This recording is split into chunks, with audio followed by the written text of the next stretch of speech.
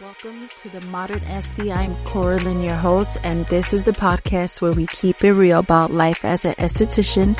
Each week, I'll share tips, lessons, and motivations to help you grow your business and thrive in this amazing industry. Whether you're just starting out or looking for a boost, this is your space to get inspired and level up. Let's dive into today's episode. I just want to say thank you for tuning back into the Modern SD. I have been getting so many positive feedback from you guys, so thank you so much. I'm super grateful. But I want to start with a question that you may have heard a lot, and is, what's your specialty? And maybe you think, well, I'm still figuring it out, and that's okay. So this episode is about finding your niche and specializing to become that go-to person. Now, this is not going to happen overnight, and it's perfectly natural to explore different paths before landing on what truly speaks to you. When I first started out, I honestly wasn't 100% sure what my specialty would be or what niching down actually meant at the time and the benefits from it. In the beginning of my career, I was interested in so many aspects of aesthetics, from skincare treatments to brows to lashes.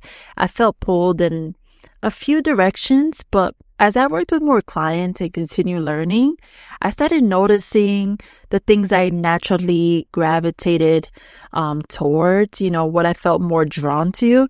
And that's where defining your niche begins, listening to what excites you the most and leaning into it.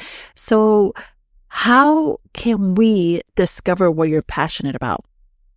Well, the best place to start is by reflecting on areas of aesthetics that light you up. Ask yourself a few questions like, what services do I enjoy providing the most? Are there particular skin concerns I'm especially interested in, like acne or aging? Do I feel energized? I feel like this is a very important question, guys. Do you feel energized after a certain type of treatment? I feel like you guys need to ask yourself this, because the way you feel after a service is super important. Let me share a little bit about my own journey that really helped me figure out what I truly love to do in my studio. When I first started as an esthetician in my first job, I was literally doing everything that they were offering, I was doing, except for like the hair and stuff. I offered a huge range of services, thinking that the more I offered, the more clients I'll attract. I remember learning how to do lash extensions with my friend, and we were in her house practicing on mannequins and watching YouTubes about lashing. Oh my God, that was so funny. But it just didn't work out for me. Just like Brazilian waxing, at my first job as an esthetician, I just wasn't drawn to it. I was just trying to keep up with all the motions, hoping to be everything for everyone. But here's the thing. I quickly realized that some services felt exhausting. Like I said earlier, see how you feel. I felt exhausted after doing those types of services. Like lashing, for example, it was just too tedious for me. I didn't feel that spark or excitement when I was doing it. Same with Brazilian waxing. I couldn't see myself doing it all day. Now, when I first started, there were two services that really stood out to me, and it was facials and brow services. These were the services I felt truly drawn to, where I felt like I could really make an impact for my clients. I loved customizing treatments based on each person, helping them feel pampered and watching their skin glow.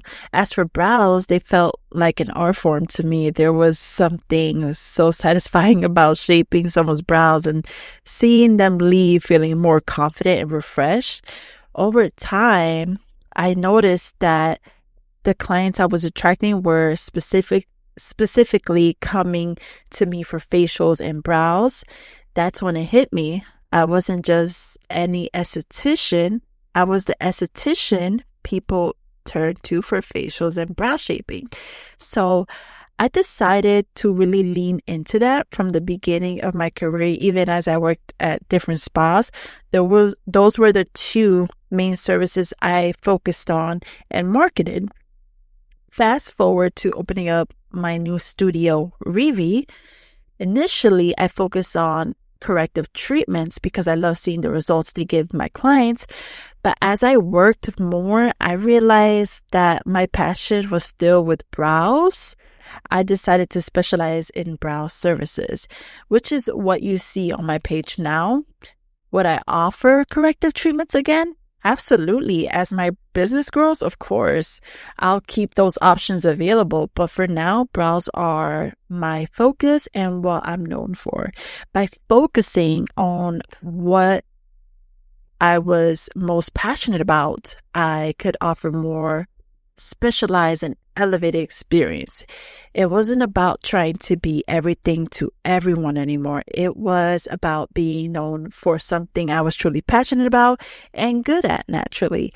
And that made all the difference in how I saw my business and how I expect my business to grow as well. That's the beauty about finding your niche, and by narrowing down your focus, you can actually expand your reach. Clients value specialists because they know you're committed to mastering that area. I want to break down a few steps you can take to define your niche and start building your specialty.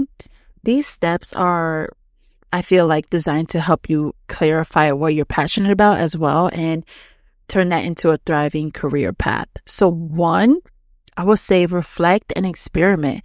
Start with honest reflections about what you love doing. Try different services. Like if you're starting out, I would say, even if you're in the industry, feel free to jump into something that you don't really do usually, see what you connect with and notice how clients respond. Give yourself the freedom to experiment in the beginning. You don't have to decide on your specialty right away. 2, I would say invest in education.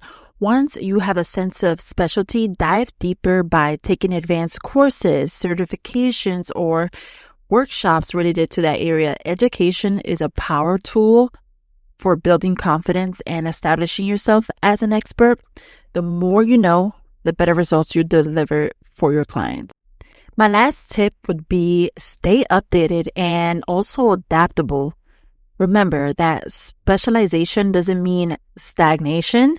Trends change, and so do clients' needs. Continue learning, adapt to new developments in your specialty, and stay open to refining your skills. We can't be in 2025 and then you're still doing things from 2008. You don't want to be that girl. Being a true specialist means constantly evolving and always staying on top of your game, okay? At the end of the day, finding your niche is really about listening to yourself and leaning into what lights you up. The aesthetic industry is so full of opportunities, and it's going to keep growing. And having a specialty can elevate not only your career, but also the quality of service you provide. When you truly love what you do, it shows. And clients can feel that passion.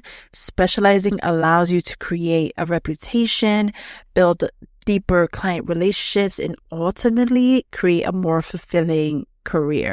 So if you're still searching for your niche, don't stress. Just chill. Give yourself the space to explore, trust your instincts, and know that your unique specialty will reveal itself over time. Thank you for listening to the Modern SD. I hope you feel inspired and ready to keep growing. If you enjoyed this episode, don't forget to subscribe, share with a friend, or leave a review. Keep going, keep learning, and I'll see you next time. Bye.